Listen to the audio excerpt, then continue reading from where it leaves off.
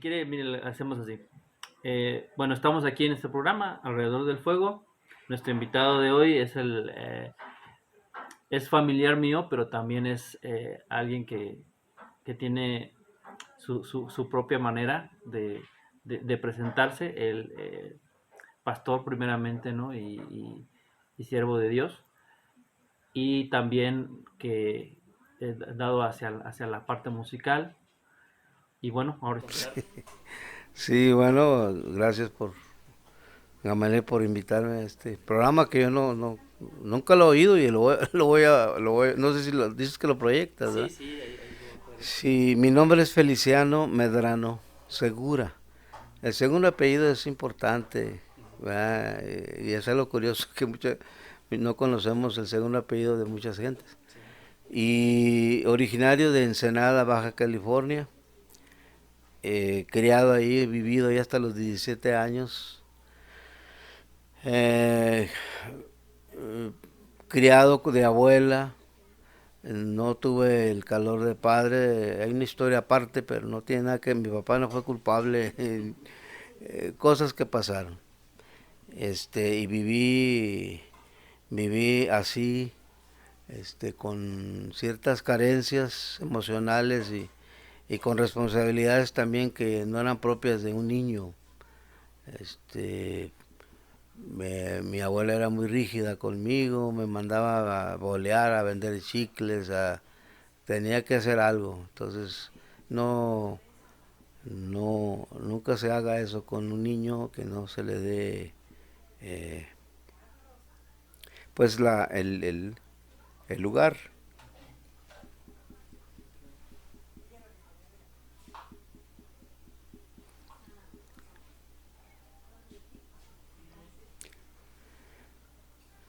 Eh, que se desarrolle como niño, es la idea, ¿no? Que el juego, todo eso.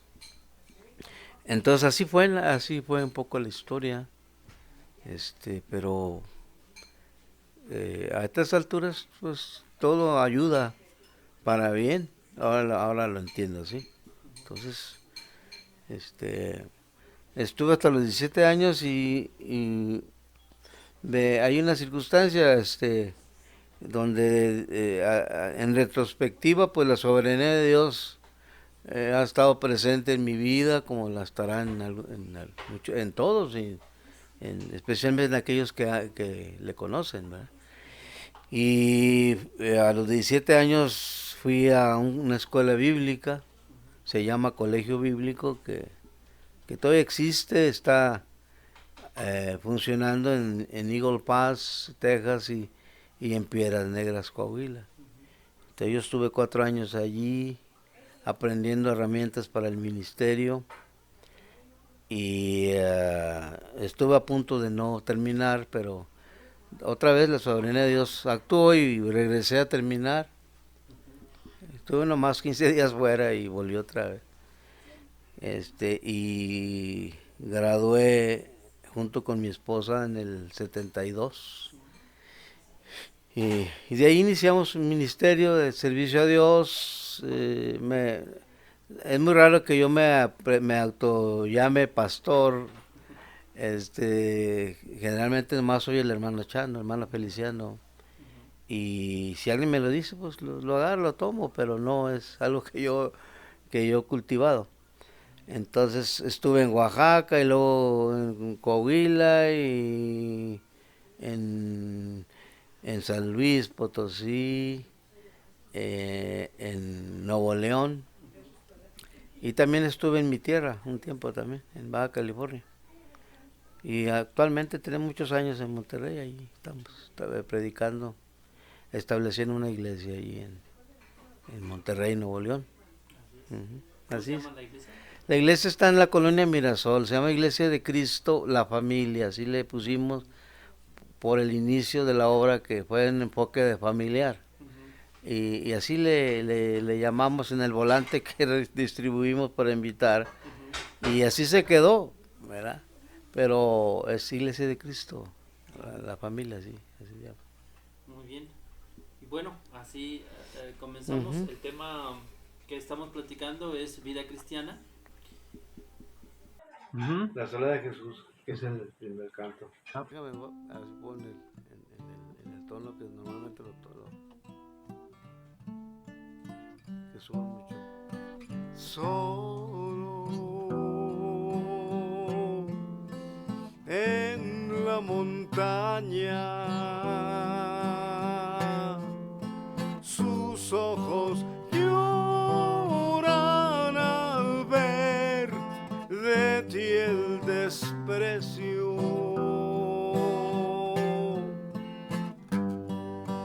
Agua hay en sus ojos,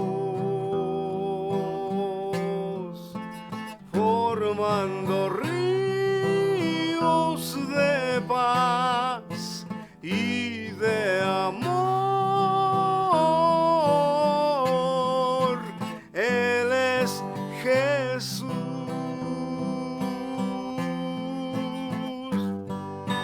Oye, oh pecador,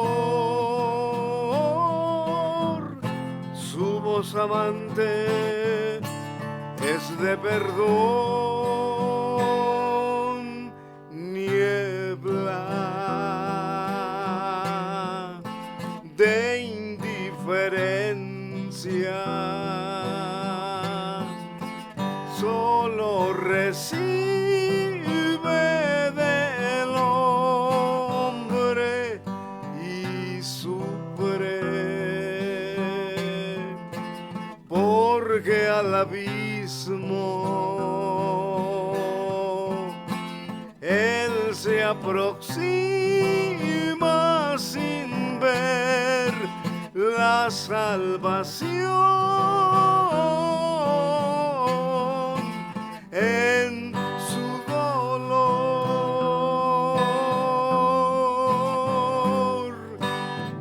Oye, oh pecador, su voz amante es de perdón.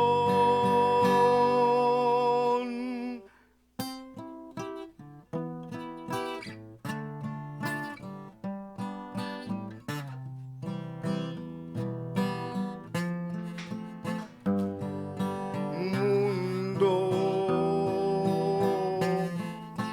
no des la espalda, corre a él y feliz siempre serás. Sus brazos tiernos extenderá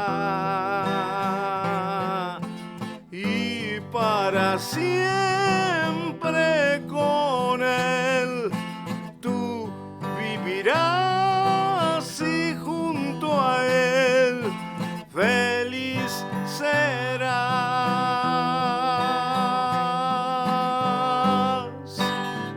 Oye, oh pecador,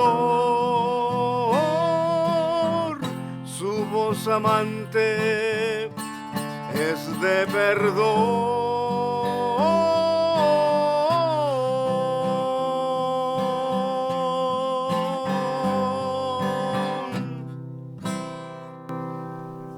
Me falta un poco de aire.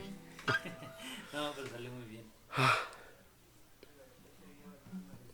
Todavía le va bien. Sí, es que sí, cuando la subida de voz tiene que ser también que te impostes, ¿verdad? Porque ya cuando estás nervioso no sale nada. Los nervios son el peor enemigo del que canta. Cuando los domina ya es otra cosa. En eso sí lo entiendo, porque no es lo mismo. Hace rato le decía a mi mamá esa parte, ¿no? De que aun cuando cantas alabanzas que ya conoces, cuando cantas abajo, pues no hay mucho problema, sabes que no hay mucha atención, sabes que eres tú y en el momento estás entregándoles a Dios, pero enfrente sí hay una parte muy, muy distinta y sabes tienes más ese querer hacerlo bien y querer piensas mucho en no equivocarte, en tener el tono correcto, en poner bien las pisadas en el instrumento. Entonces, todo eso psicológicamente te afecta a la hora de estar enfrente de la gente. Sí, sí. Y la emoción también, porque a veces estás en un lugar nuevo o con gente que nunca habías estado, o a veces es mucha gente. A mí me tocó una vez en Puebla acompañar a mi tío Aarón, Sí. y hay un estadio ahí que es grande de la universidad y cabía 9,000 personas y había por lo menos 7,000. Hombre. Yo jamás en la vida había estado. Y me dijo, acompáñanos, no, y ni siquiera era de cantar ni nada, nomás iba con la guitarra y nomás iba a acompañar, ¿no? Y no iba a hacer gran cosa. Y aún así estaba, pero súper nervioso como No, es un nunca. monstruo el público, es un Sí, monstruo pequeño o grande, pero es monstruo, sí, sí. de recta. Y yo según estaba tranquilo porque pues ya había tocado en público muchas veces.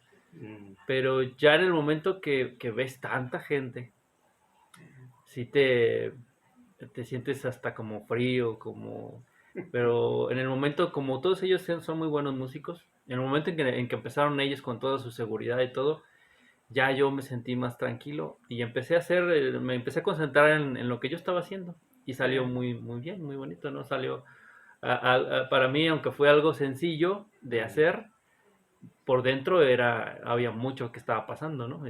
Y mm, fue algo que también me impactó mucho porque te das cuenta de que no es solamente, hay una conciencia de uno de que lo que estás compartiendo está llegando a mm. mucha gente. Concentración y parece que no, pero es toda una labor en ese momento. Yo creo que así, ya el que se dedica, o que lo hace muy seguido, yo no me dedico a la música, pero ahora es que te dedicas, pues tienes que, en el caso de un cristiano, pues depender de Dios. Yo siempre que digo yo voy a cantar, aun cuando lo he hecho mucho tiempo, y cantos que he cantado mucho tiempo, Sí. siempre cuando antes de pasar, le digo, Señor, este, úsame, así no lo hago, pero tú, así cosas así, y no, pasa. Y si me equivoco, pues vuelvo a empezar. Ayer empecé 3 veces un canto. Sí, sí, sí. Pero ya, como ya, también porque es la gente que conoce uno, o son de la iglesia, y sean inconversos, son más sin misericordia la gente inconversa, porque Sí, sobre todo la gente que cobra porque lo claro. oigan, Sí, sí. pues se enoja, si estás ahí haciendo ese ridículo ahí. Sí, claro. Pero, sí, generalmente pues uno canta entre los hermanos que conoce y ya llega un momento en que ya te equivocas, pues así es, vuelves a empezar o le sigues o lo que sea. Sí, hay veces que no puedes hacer otra cosa que No, seguirle. síguele Entonces, y ni modo. sí, sí. Sobre todo, para mí más sobre todo cuando uso la pista, porque soy malo para seguir ritmo. Entonces de repente me pierdo y luego busco a, buscar el tiempo, pero sí, yo batallo. Y la presión ahorita aquí, pues este canto, viendo a la gente un poco alejada, me siento más libre para cantar. Sí, Pero ya con la tienes aquí cerquita, ya es diferente. sí. Sí. Tienes temor de soltar la voz, porque, no sé, es lo A mí me normal. pasa eso. Ah, Yo puedo estar al frente en una iglesia o en un lugar ya predeterminado, grande, y no tengo tanto problema. Pero en mm, una reunión familiar o en un círculo chiquito, y te encanta una canción, no me gusta, la verdad.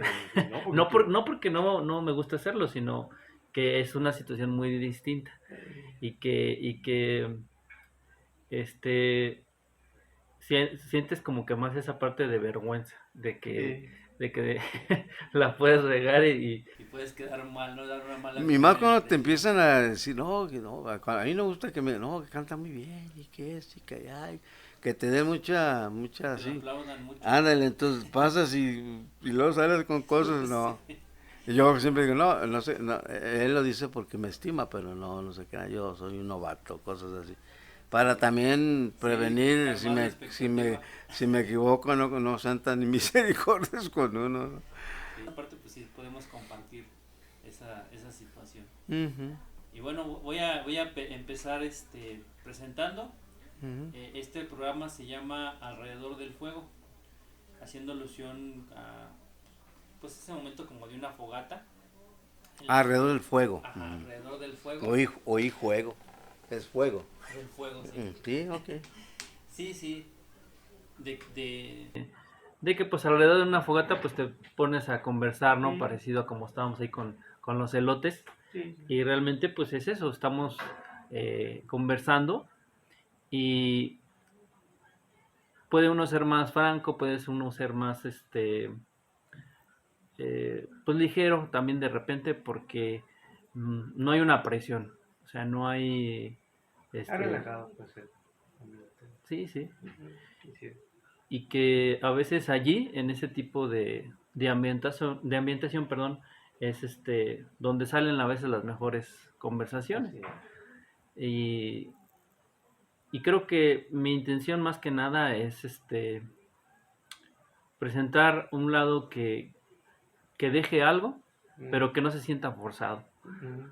porque normalmente cuando ya llevamos, y no es que eso esté mal, así es la fórmula y funciona bien, cuando hacemos una predicación, una exposición, pues ya está muy estructurado, que siempre es bueno tener una estructura, aún en estas conversaciones, Sí.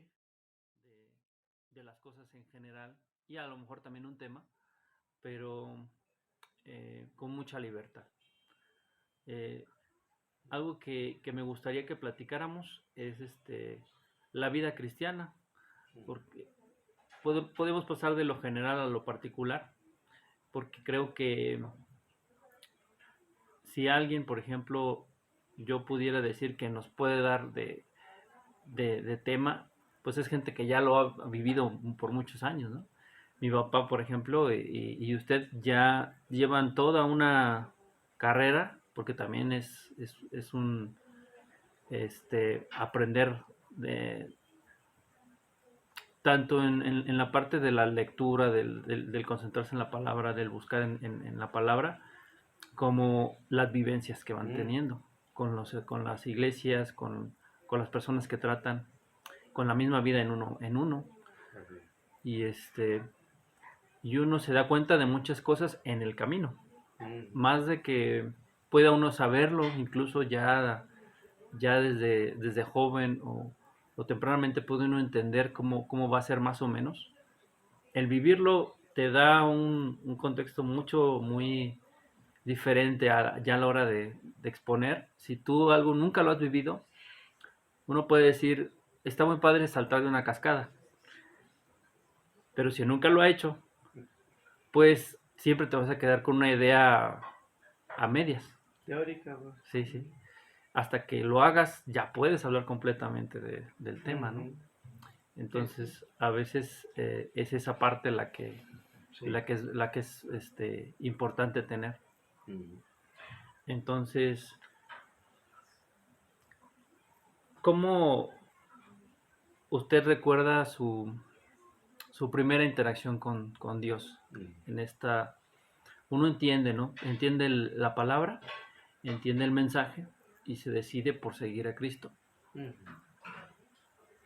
Pero empezamos a tener esas primeras interacciones en ese mundo ya, porque es vivir el mundo de una manera distinta, es vivir la vida de una manera diferente a como estamos Ujú. acostumbrados. Para usted, ¿cómo fue? Sí, sí. Ujú. ¿Quieres que conteste? Ujú. Sí, bueno, en mi casa, pues yo tengo una historia de algo distinta quizá en muchos. Fui criado de abuela por una circunstancia que es muy larga de contar, pero vivimos ahí en un lugar, a espaldas de nosotros había una casa, porque así empezó. Ya era un grupo cristiano que vino ahí y que empezaron a hacer un templo y eso. Y cada año hacían escuelas de verano, que conocemos, escuelas de verano. y pues iban muchos niños, porque era muy atractivo, porque te daban muchos refrigerios y regalitos y cosas de esos, trabajos manuales. Se juntaban hasta más de 250 niños. Y yo estando ahí pegado, pues iba y me gustaba.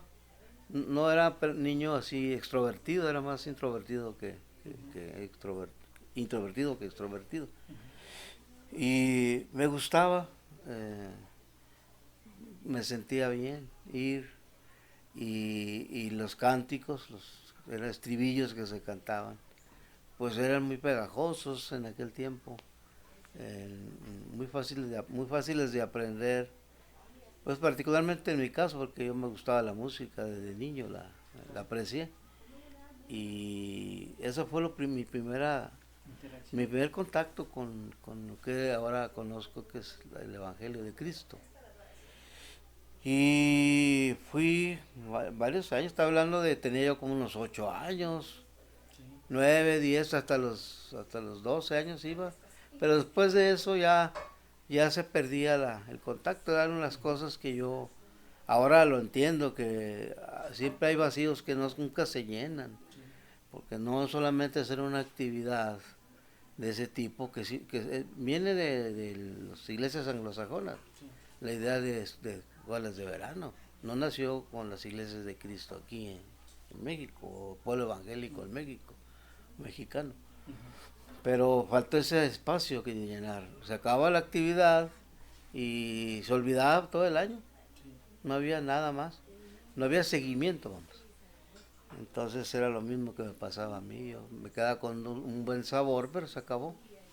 Pero en algún sentido yo sí tuve un poco más porque el predicador ya me identificó y entonces agarró la idea de ir cada domingo, casi antes de las 10, pues a tocarnos la puerta, los esperamos en la iglesia y cosas así.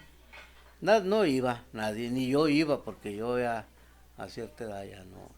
Ya empecé a agarrarle amor, el gusto al cine, al matiné que había en aquel tiempo ahí en Ensenada. Pagaba poco y podía ver películas. Y me gustaba mucho el cine. Y antes era esta dinámica de la permanencia voluntaria, ¿no? En este caso no tanto. Ah, No tanto, porque eran, como entraban unos y salían otros. ok. Pero era muy barato, la arquitectura era muy barato y era de día, Ah, ok. en la mañana, a las 10 de la mañana matiné. Ah, Y entonces veías dos películas y salías y entraba otro grupo, que no era tampoco muy largo. A veces sí, eran tres, pero generalmente eran dos o una. El caso es que eso totalmente me inhibía para poder yo ir a un culto, por una reunión, ujú. hasta que ya pasó a otra etapa, ¿verdad? Pero ese fue mi primer contacto y me gustó eh, mucho, pero mi mente no estaba todavía capacitada para entender la magnitud de todo lo que significa el camino de Dios, ¿verdad? Sí, así fue. Y ya mantenía el contacto con el hermano, hermano se llamó Epifanio Gutiérrez, él era de Sonora. Una persona muy amable y que como que se me agarró de ojeriza, me vio y ahí andaba siempre como diciéndome algo y así. Le hacía poco caso, pero ahí siempre estuvo él ahí, a la sombra, ¿no? Y así fue. Órale. Ujú. Sí, claro. Pues sí, es algo parecido en mi caso, pero eh, eh, ya a cierta edad tiene uno también que ponerse a pensar de dónde viene de dónde se origina esto. Que sí tiene uno que, a veces es genético, a veces es por alguna situación. Yo en mi caso, pues, entiendo por qué era introvertido. Me, si hubiera pasado eso en mi vida ahora en ese tiempo, pues, no era nada. Pero en mi tiempo, ser un niño sin papá era una cosa muy, muy terrible. Sí. Y cuando la gente sabía, le gustaba, sobre todo los chavos, les gustaba hacerte daño, Sí, molestarte. sí. Yo entiendo bien ahora esa parte, Ujú, porque digamos, yo no viví el descobijo de los padres, ujú. entonces yo no realmente no veía ese peligro, esta Sí, manera, sí, sí. hasta ahora que he compartido con muchos y ellos me platican su vida, ¿no? Ujú, Y siempre hay ese patrón del descobijo, tanto ujú, de los padres, aún a veces estando presente la madre o los dos, el, eh, el hecho de no estar cobijados por ellos influye mucho ujú. en su camino de vida, ¿no? O sea, Sí. se extravían, al no tener esa figura de autoridad que te marca por dónde ir, que te marca este,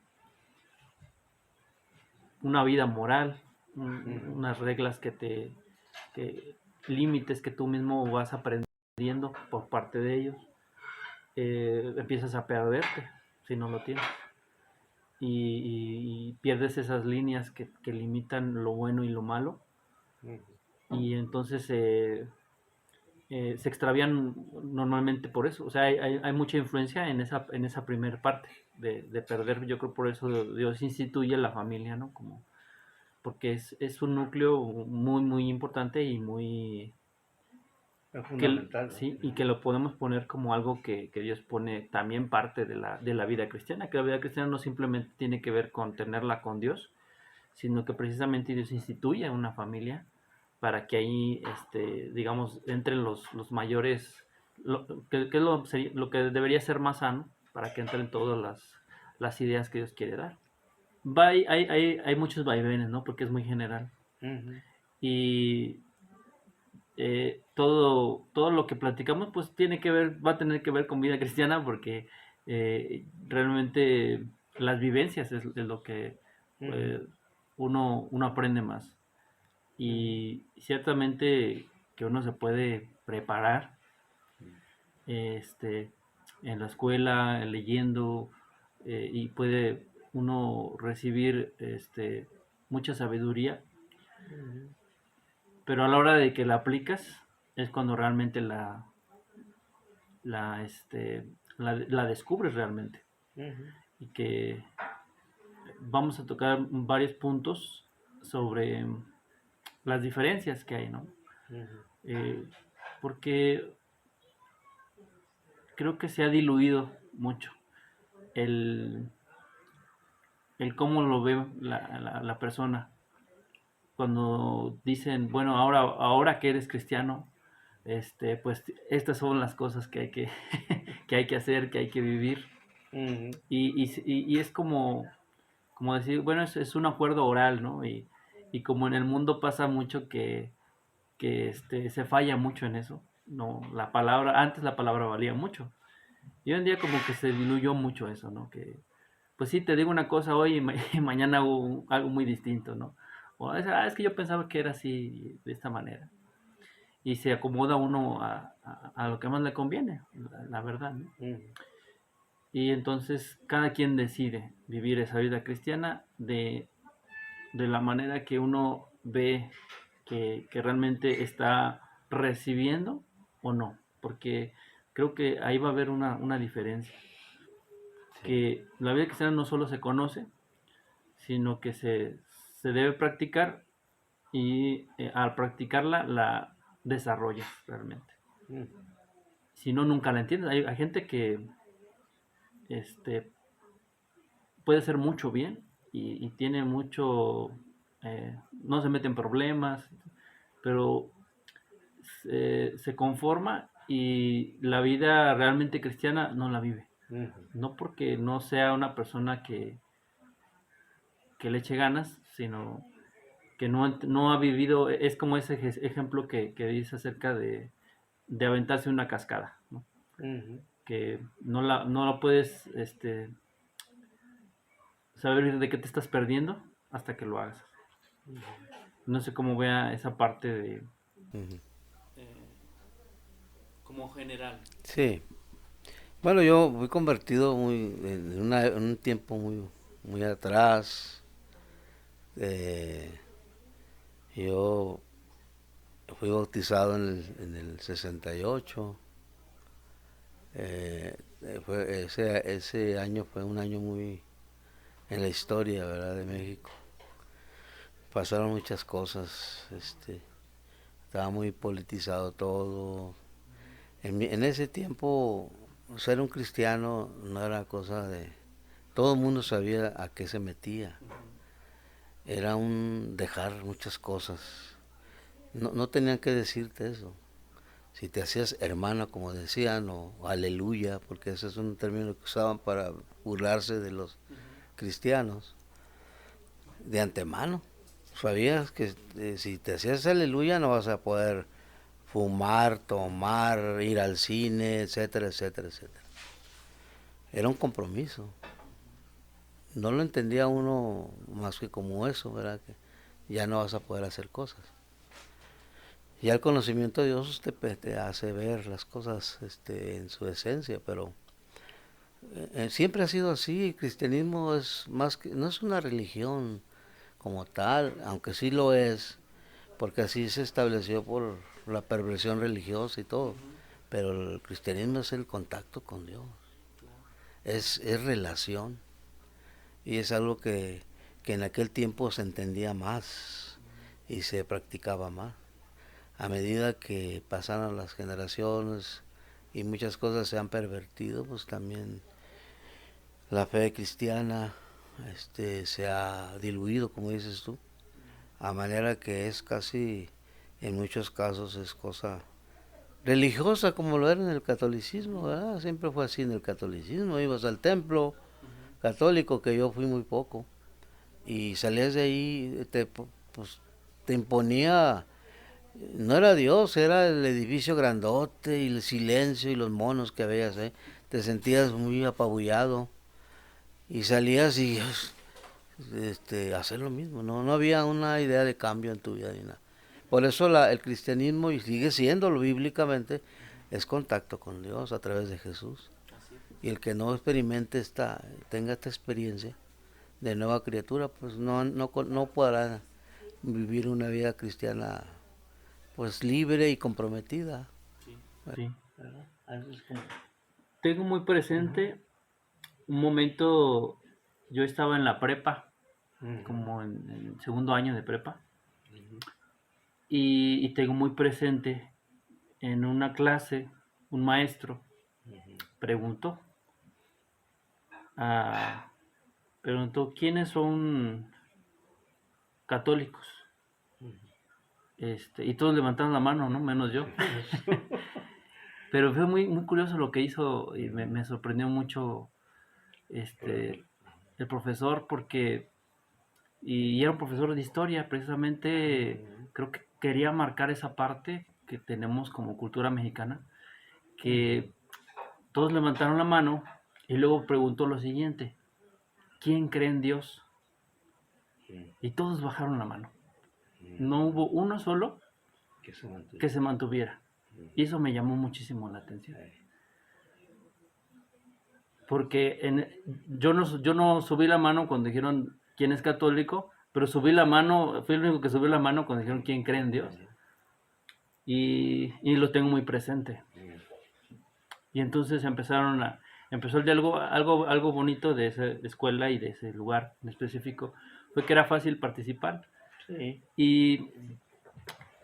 Y entonces entre los mismos compañeros, pues mencionaban, es que yo, pues mi familia lo es y nos decimos que somos, ¿no? Pero realmente yo no creo nada de eso y por cómo vive mi familia, por cómo lo practican, por cómo se hacen las cosas y no lo veo realmente como algo digno de seguir, decían ellos. Y que precisamente había una ausencia total pues es que sí soy católico, pero yo nunca he ido a la iglesia, decía la mayoría. Entonces yo nunca me he parado ahí, entonces pues, yo puedo decir que soy católico, pero no porque yo quiera hacerlo, simplemente pues es la tradición, es lo que se ha impuesto, pero pues y curiosamente no dudaron nada en decir, sí, en expresar, y ya estamos hablando del 2002 más o menos, 2001, 2002.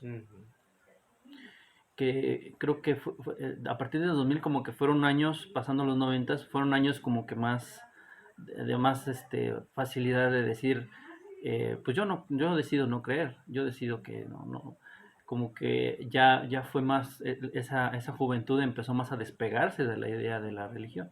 Mm. Y fue algo constante también en la universidad, escuchaba y veía lo mismo, ¿no? Ujú. Pero de ahí me quedó muy grabado, que es un decir ya, ¿no? Para la mayoría. Pues es que como mi familia eso cree, pues yo soy eso, pero en realidad por dentro, pues yo no me agrego, ¿no? A lo que, a como ellos. Así es. Sí, se denomina cristiano nominal, nomás de nombre, pues.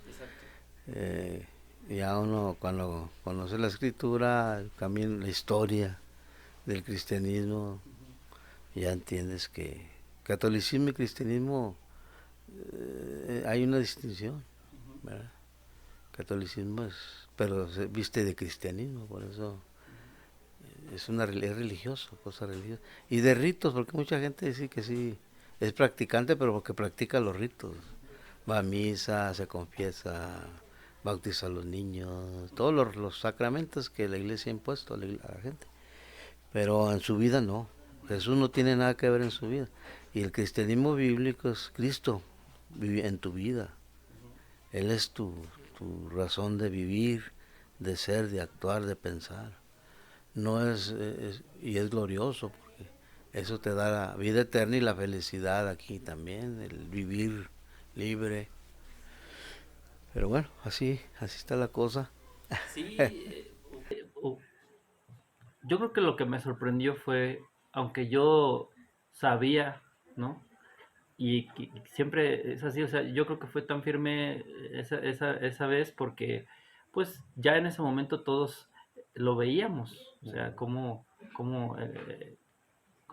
la gente se desarrolla y cómo la juventud también es entonces nosotros, en el cómo nunca había una plática en lo secular sobre Dios, o sea, sobre cosas que tuvieran que ver con Dios. Religioso. La plática en la escuela era qué viste en la tele, qué te gusta jugar, qué vamos a hacer al rato, qué vamos a comprar. Y, y en eso tú entiendes que se pierde toda conexión con Dios. Entonces cuando no se me hizo extraño, pero se me hizo eh, interesante que cuando dijeron quién es católico, sí, o sea, porque pudieron haber dicho, bueno, yo no soy porque pues ni lo practico, pero sí se alzaron la mano, o sea, eso fue yo creo que lo que más me impactó, Ujú. que de alguna manera la familia te dice, tú di que lo eres, porque tienes que cumplir esto que nosotros te ponemos, que esto es lo que somos, ¿no? Y eso me impactó. Así es. Pero además socialmente nadie quiere estar fuera de la mayoría. Y ser católico, aunque no lo seas ni creas, pero pues, eso me conviene también. Es una conveniencia social. Y ahora, pues ya la gente, en este tiempo que vivimos, ya la gente expresa, no creo, no, sí soy, yo creo en Dios. No hay esa libertad, ese lado bueno de este tiempo. Obviamente hay cosas que también desfavorecen, pero es ser libre, porque así Dios nos hizo libres en el Edén, de decidir. Sí. Pero junto con la libertad de decidir también la responsabilidad y afrontar las consecuencias de nuestras decisiones, ¿verdad? Entonces sí, todo eso así está. Y además en mi tiempo, declararte cristiano en público Sí. te llovía feo. Incluso en tu tiempo también. Sí. Y sigue siendo en ciertos lugares donde hay mucho conservadurismo, hasta oscurantismo religioso. Sí, yo me acuerdo que Ujú. en la primaria sí me tocó que llegaron a saber que éramos cristianos evangélicos Sí, y trataron a apedrearnos los niños, o sea, ya. sí, en su inocencia también porque no es lo que le decían sus papás, ¿no? Si Sí. ves ahora, hacerle una piedra, pégale, O vale. hablan mal de los Sí, sí, o hermanos. sea, era un odio irracional. En realidad no entendían por qué, de dónde venía. Sí, así es. Y, y conforme fue pasando el tiempo, realmente, aunque había cierto miedo, porque ya, como sí lo viví, en la prepa no dudé porque ya había hecho la pregunta y yo conocí a mis compañeros, que realmente a ellos no les importaba si eran o no cristianos, ellos ya sabían hasta cierto punto, no era que tampoco, Además en la etapa, cuando en la prepa se entiende que sí, ya el muchacho se hace un más libre pensador, no tan ajá, cerrado. Además, ser cerrado te te limita, delimita, sí. y eso, aunque había ciertos estragos de los años pasados, pues ya era más fácil. Y yo creo que a partir de ese momento que pasó eso, entendí que la situación había cambiado, que el tiempo había cambiado. Este, por la generación, por la edad, no sé, ¿verdad? Pero Sí. sí ya era más fácil expresar lo que realmente yo pensaba y lo que creía también, ¿no? Ujú. Claro que siempre hubo la oposición porque ellos también tenían ese sesgo de estar enojados incluso con su propia religión, ¿no? Ujú. Con la parte religiosa que conocían y, y que de cierta manera pues también les causó un cierto daño, precisamente porque mucha gente hoy día es atea porque nació en un hogar católico en donde esas tradiciones que se tenían, esas cosas que sufrieron abusos, sufrieron daños, que te dicen, bueno, si eso es la religión, yo no quiero nada de eso. Y entonces se entiende por ese lado el, el desprecio, no por Dios ni siquiera, porque yo creo que tristemente no conocieron a Dios, Ujú. sino conocieron el lado de la institución y esas reglas y esas cosas que se impusieron fuera de lo que Dios quería. Y pues que nada tiene que ver con la vida cristiana. Así es. Y sí, eso hablando México, ¿no? Porque Ujú. no podríamos hablar a lo mejor de otros lugares que yo creo que es muy similar en la mayoría de Latinoamérica, pero en México es muy profundo Se arraigó mucho más el catolicismo aquí, sí, porque también México fue la potencia religiosa del catolicismo en América Latina. eh, Este, y, y- y aquí se centró el poder en gran medida del catolicismo. así es. Sobre todo pues con la Virgen de Guadalupe, Sí. que aquí fue donde nació esa creencia Mm, fue muy fuerte. Toda una historia que podríamos hablar de... No, ahorita sale en el YouTube, sale muy Sí, seguido se el puede- fraude de la aparición de la Virgen de Guadalupe. sí, Y, claro. cualquier muchacho, no pueden evitar que la gente sepa la verdad sobre las supuestas apariciones de la guadalupana. Y hay todo te desenmascara todo eso. Sí, Ya. que en el afán de hacer cambiar las creencias de todo un lugar, pues la Iglesia Católica ha hecho esta forma de apropiarse eh, ideas paganas y cambiarlas y tratar de amoldarlas Cristianizarlas. cristianizarlas y se vuelve un problema, ¿no? Se vuelve un problema Mm. porque hoy en día lo podemos ver como el ejemplo de Diana de los Efesios, ¿no? Específicamente con el tema de María aquí, que, que ya no es María, o sea, no es el personaje que se menciona en la Biblia, es otra cosa, es algo muy diferente, ni siquiera se llama igual. Pero en la misma creencia babilónica viene de allá, que pasó por todos los imperios antiguos, llegando a Roma, que Roma, cuando se acabó con el imperio, pues la iglesia romana, la iglesia católica se adueñó del poder Y esa creencia ya primigenia de todos los pueblos de una diosa del cielo, pues ellos la encontraron en María y divinizaron a María. Y de ahí nace todas las advocaciones de María en cada país que hay. Pues, ese tipo de cosas, ¿no? Sí, Mm, mm, que y siempre va a lo mismo, ¿no? Hacer menos la obra de Cristo minimizar a Jesús de alguna manera. y que se distraiga hacia otro lado, ¿no? Ujú. Que sea lo que sea, o sea, por muy bueno que parezca,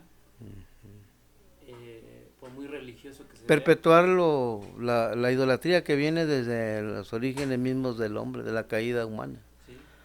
La primera desviación del hombre fue el primer pecado de la humanidad, pues fue la idolatría, ¿verdad? Cambiaron la gloria de Dios incorruptible por cosas corruptibles, como oro, plata, etcétera, etcétera. Entonces ahí viene, es muy antigua la idolatría y pasó, está permeada en todas las culturas, incluyendo la nuestra, la azteca y todas ¿Sí? las de aquí de América, tienen sus creencias. Muy marcado en nuestra cultura y que es necesario mencionarla porque a todos nos afectó. O sea, directa o indirectamente, esta cultura y esta situación religiosa se mezcló mucho en el cómo te tratan, en el cómo te ven, en el que se critica. Va todo forma, por eso también hoy en día, ahora que va saliendo mucho el pensamiento religioso, este, pues toman de eso para también rechazar todo lo bueno, ¿no? Porque si rechaza ahora la gente es más crítica, más, ¿cómo decirlo?, con pensamiento crítico, pero en ese pensamiento crítico también se cae, ¿no? En generalizar a todo lo que tenga que ver con Dios. Y alejarse de él, sí, Ujú. claro, claro que sí. Y entonces dicen, pues es que yo como yo conocí esto, pues no Ujú. quiero con nadie, ¿no? Sí, Sea que se llame como se llame. O descuidar en la familia el aspecto espiritual. Sí, exacto. No se enseña, se deja al niño ser producto, pues que todas las influencias que hay lo marquen en lugar de marcarle pues otras cosas que lo que es verdad, ¿no?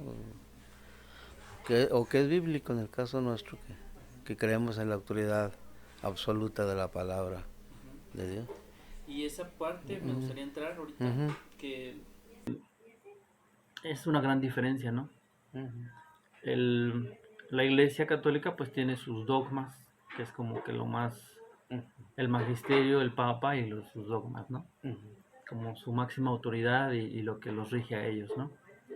En nuestro caso, al ser, hablando de este punto de ser más críticos, ¿no? De ser más, eh, cuestión que empezamos nosotros, realmente nos dividimos por esta cuestión precisamente de poder marcar los errores y las fallas que había en esos dogmas y en esas fallas que la institución estaba imponiendo.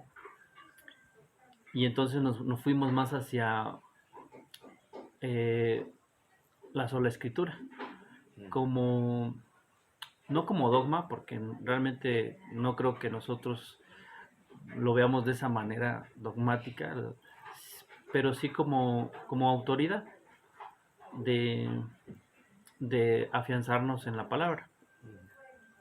Y es algo que a veces cuando he escuchado debates entre cristianos evangélicos y católicos, que siempre el ataque va hacia los católicos va hacia eso, ¿no? De que pues, ustedes no existían antes y ustedes su única autoridad, pues su único dogma es la palabra, es la escritura, y que eso pues al querer interpretar pues nos vamos a equivocar siempre, ¿no? Que por eso tenemos un montón de variantes y que y esa es la crítica, ¿no?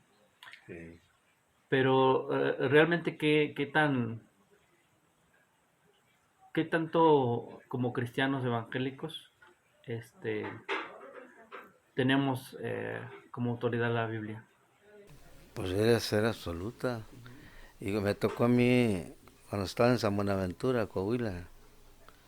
Estaba esperando yo el camión y el cura ahí de San Buena ya sabía quién era el cura, pues ahí les gusta mucho lucirse, y iba mucho con una familia ahí, y salió y echó a andar el carro y no jaló, entonces estuvo batallando un poquito, y yo lo estaba viendo y ya de repente, ven, así con mucha autoridad, sí, ¿qué pasó? Ayúdame. Es que pues, no quiere jalar el carro. Y sé que.